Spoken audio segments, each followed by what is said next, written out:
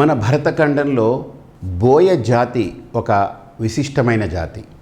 దాని వెనుక సాక్షాత్తు శ్రీరామచంద్రమూర్తిని, రామాయణాన్ని మనకు అందించినటువంటి వాల్మీకి మహర్షే ఆ జాతికి ఆది పురుషుడిగా మనం అందరం భావిస్తాం, మూల పురుషుడిగా భావిస్తాం. ఆయన అనుగ్రహంతో బోయ జాతి అనేది రాముడి యొక్క అనుగ్రహంతో తరించింది.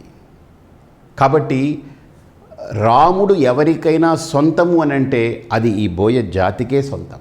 ఎందుకంటే దాన్ని అందించిన మహర్షి వాల్మీకి. రామ అనే 2 అక్షరాలు మనకు అందించినటువంటి మహర్షి వాల్మీకి మహర్షి. వందే వాల్మీకి కోకిలమని మనకు ప్రతి ఒక్కరూ నమస్కరిస్తాం. అలాంటి ఈ సంస్కృతిలో బోయ జాతికి చెందినటువంటి వారసులందరూ కూడా వాల్మీకి వారసులే. నిజంగా హిందూ ధర్మం యొక్క విశిష్టతను తెలుసుకునే కొద్దీ ఇక్కడ వర్ణాలని అంటున్నాం, కులాలనేవి వీళ్ళు తెచ్చిపెట్టింది. కానీ వర్ణ వ్యవస్థలో మహర్షులు నడిపారు దాన్ని. ఆ మహర్షుల్లో ఏ మహర్షికి ఇంకొక మహర్షితో ఉచ్చనీచాలు లేవు. అందరూ కూడా ఆ బ్రహ్మత్వ స్థితిలో, ఆత్మస్థితిలో ఏకత్వమై వాళ్ళు అనుసంధానమై తరించారు. అలాంటి బోయ జాతి ఈ ఆంధ్ర రాష్ట్రంలోనే కాదు, యావత్ భారతదేశంలో కూడా పెక్కు జాతిగా, చాలా పెద్ద జాతిగా కీర్తింపబడుతుంది. ఆ బోయ జాతి అందరికీ కూడా నేను మనస్ఫూర్తిగా తెలియచేసుకునేటువంటి సూచన ఏంటంటే, మీరందరూ ఆనాడు వాల్మీకి రాముడి యొక్క దర్శనాన్ని సమాజానికి ఎలా చేయించారో, ఈనాడు ఈ సమాజంలో రామరాజ్యము అంతరించిపోతుంది, రాక్షస రాజ్యం వస్తుంది.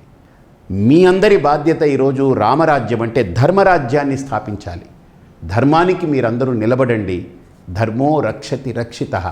మళ్ళీ మీరు ఆ వాల్మీకి మహర్షి యొక్క వారసులుగా పేరు తెచ్చుకోగలరని, ధర్మానికి మీరందరూ నిలబడి ధర్మాన్ని గెలిపించుకొని, ధర్మం అగ్ని లాంటిది, నిజము నిప్పు లాంటిది అంటారు, ధర్మము అగ్ని లాంటిది.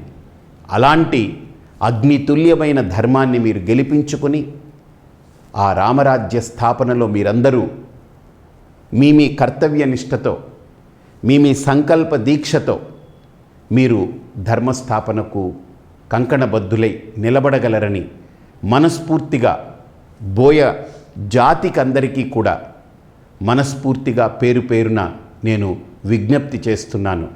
మీరందరూ ధర్మాన్ని గెలిపించుకోండి, ధర్మం పక్షాన నిలబడండి. ధర్మం మిమ్మల్ని అందరినీ ఆదరిస్తుంది. మీ అందరి యొక్క కృషిని, మీ అందరి యొక్క త్యాగాన్ని గుర్తిస్తుంది.